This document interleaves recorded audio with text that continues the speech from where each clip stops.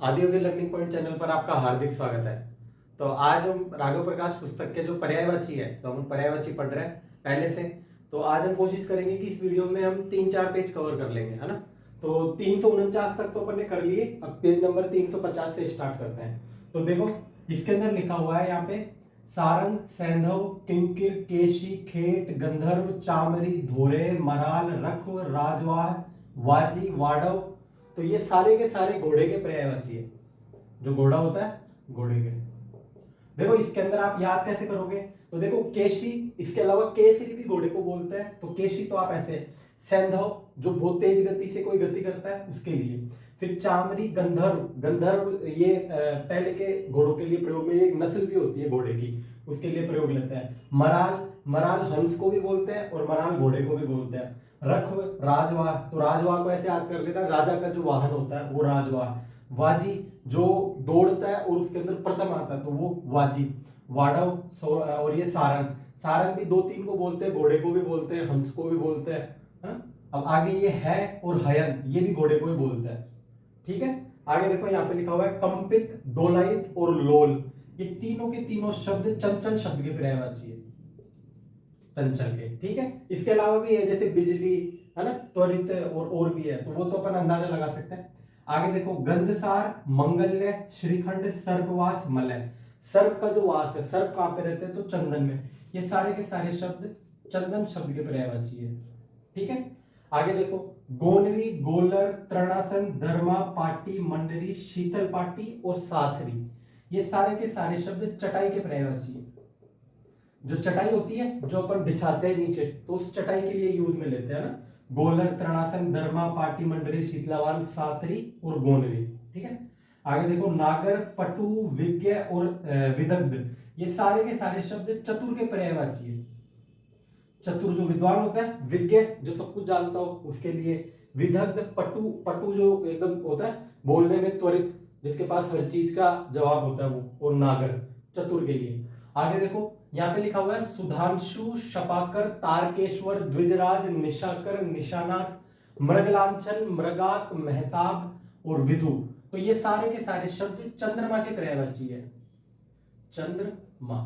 ठीक है, शपाकर, तारकेश्वर, द्विजराज, निशाकर, निशानाथ, मृगलांछन, मृगांक, मेहताब, विधु और सुधांशु। ठीक है, आगे देखो कलानिधि, तो यहाँ पे जो कलानाथ है तो ये कलानिधि, कौमुदी, चंद्रिका, चंद्रमरीचि, हिमकर, ज्योत्सना।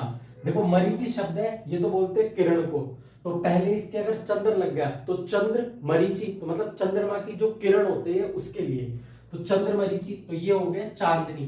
चंद्रमा की किरण को अपन क्या बोलते हैं, चांदनी। तो ये चांदनी के लिए यूज में होते हैं सारे के सारे।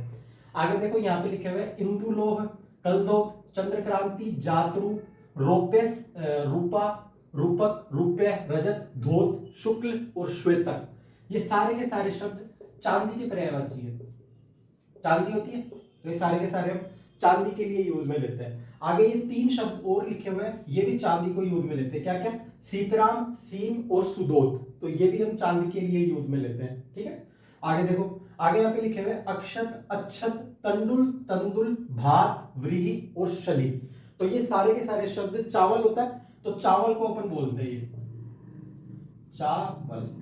ठीक है, आगे देखो, आगे यहाँ पे लिखे हुए हैं शकुनी, शोनिक, कोटिक, तिवर, पारधी, पाशी, पाशी, पासी, बदिक, वदित और व्याध और शकुनी। ठीक है, तो ये सारे के सारे जो चिड़ीमार होता है, जो आकेटक होता है, तो उसके लिए अपन ये यूज में लेते हैं चिड़ीमार, या फिर उसको आकेटक बोल दो या फिर उसको शिकारी बोल दो, सब एक ही बात है ना। तो ये सारे के सारे उसके लिए। इसके अलावा सारंगिक और सयान, ये भी हम चिड़ीमार को ही बोलते हैं। चिड़ीमार को जो आकेटक होता है उसके लिए अपन ये यूज में लेते हैं। आगे देखो इसके बाद यहाँ पे लिखा हुआ है सारंगी, ये अलामत। तो अलामत अपन यूज में लेते हैं, कोई भी चीज जो चिन्ह होता है, चिन्ह किसी भी चीज का निशान होता है, तो अपन निशान या चिन्ह को बोल देते हैं ये। ठीक है, चिन्ह को अलामत। आगे यहाँ पे 4 शब्द लिखे हुए हैं, पिपीलिका, सिमिका, लूता और वर्मी। ठीक है, ये वर्मी भी इसी में। ये चारों के चारों शब्द अपन बोलते हैं, इनको चींटी होती है तो चींटी को बोलते हैं वर्मी, सिमिका, लूता और पिपीलिका, चींटी। ठीक है, आगे देखो यहाँ पे लिखा हुआ है कुंभिल, खनक, तस्कर, मोशक और रजनीचर। रजनीचर मतलब, रजनी का मतलब तो होता है रात, जो रात के समय विचरण करता है, मतलब चोर। और मशकर तस्कर अपन बोलते हैं, जो हेराफेरी करता है, इधर का माल उधर। और खनक और कुंभिल, तो ये पांचों के पांचों शब्द चोर के पर्यायवाची है, चोर। ठीक है, आगे यहाँ पे दो शब्द लिखे हुए, एक तो है तफ्तीश। तो तफ्तीश का मतलब तो होता है पूछताछ करना। कोई भी चीज की जब अपन छानबीन करते हैं तो उसके लिए अपन ये यूज में लेते हैं, छानबीन। ठीक है, और जो निस्तार है, निस्तार का मतलब होता है किसी चीज से छुटकारा पाना, अलग हो जाना उससे। तो निस्तार को अपन छुटकारे के साथ यूज में लेते हैं। अब आगे देखो, यहाँ पे लिखा हुआ है प्रांतर, कांतार, कानन, गहन, दव, दाव, द्रुमालय, द्रुमिणी और प्रांतार। और इसके अलावा ये आगे भी लिखे हुए वनखंड, वनस्थली, वल्लूर, विपिन, वीराना और अटवी। ये सारे के सारे शब्द जो जंगल होता है, जंगल को अपन बोलते हैं। इसके अलावा अरण्य भी जंगल को बोलते हैं, है ना, अरण्य, अरण्य, अटवी ये हो गया, तो ये बोलते हैं अपन जंगल को। ठीक है, ये जंगल। आगे यहाँ पे चार शब्द लिखे हुए हैं, जग, जगती, जहान, भव। तो ये जो संसार होता है, संसार को अपन बोलते हैं, जगत को बोलते हैं। ठीक है, ये बोलते हैं अपन संसार, है ना। तो ये पेज नंबर 350 के हो गए। अपन 351 के पढ़ते हैं, 351 पढ़ेंगे। ठीक है, तो देखो 351 और 352 ये दोनों अपन कंप्लीट कर लेते हैं। अचर, प्राण रहित और स्थावर, ये तीनों के तीनों शब्द है, ये जड़ के लिए यूज में लिए जाते हैं। जो जड़ होती है, जड़, इसका मतलब आप मान लो जो निर्जीव होता है, जिसके अंदर जीवन नहीं होता, उसके लिए, एकदम जो स्थूल होता है एक जगह पे, उसके लिए। फिर आगे है ये निश्चेष्टता, इसका मतलब होता है जड़ता, जो गति नहीं करती कोई भी चीज, तो उसके लिए। ये जड़ और जड़ता में अंतर होता है ना, ये तो निर्जीव होता है और ये जो चल नहीं सकता उसके लिए ना। फिर आगे देखो मिथिलापति, मिथिलेश, मिथिलेश्वर, वक्ता, विदेह, विदेही, सीतापति और शीरध्वज, ये सारे के सारे शब्द जनक के पर्यायवाची है, जनक। ये कैसे याद करोगे, ये देखो ऐसे, जैसे सीतापति, विदेही, विदेह, वक्ता, मिथिलेश, क्योंकि जो जनक जी है ये सीता माता के पिता का नाम था। ठीक है, तो और ये मिथिलापति, मिथिलेश, जो मिथिला का जो स्वामी है उसके लिए। आगे देखो यहाँ पे लिखा हुआ है उपनयन, उपवीत, धारण, यज्ञोपवीत, विद्यारंभ, वेदारंभ और संस्कार और समुपनयन। ठीक है, समुपनयन।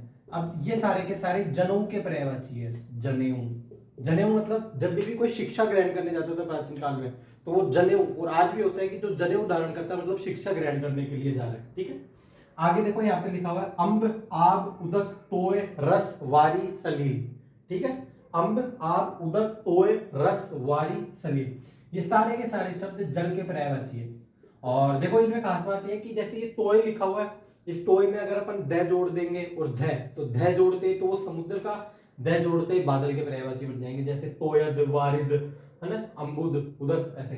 अब आगे देखो यहाँ पे चार ये लिखे हुए हैं, आबशार, चश्मा, सोता और उत्स। क्या क्या, आबशार, चश्मा, सोता और उत्स, ये सारे के सारे झरने के पर्यायवाची, झरने के। ठीक है, आगे देखो यहाँ पे एक शब्द लिखा हुआ है प्रबुद्ध।